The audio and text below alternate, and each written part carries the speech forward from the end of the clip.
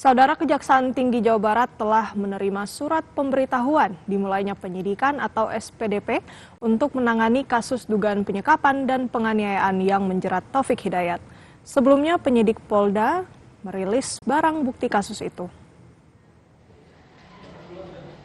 Penyidik Polda Jawa Barat memperlihatkan sejumlah barang bukti yang diamankan dalam kasus dugaan penganiayaan berat dan penyekapan terhadap korban berinisial YTR. Barang bukti tersebut meliputi infus, celana dan sandal milik korban serta sepeda motor yang diduga digunakan tersangka saat melarikan diri. Polisi juga menyita sebilah golok dan foto tersangka bersama korban sebagai bagian dari alat bukti penyidikan. Selain itu, penyidik mengamankan meja lipat dan sejumlah barang lain yang diserahkan oleh pelapor serta keluarga korban untuk melengkapi berkas perkara.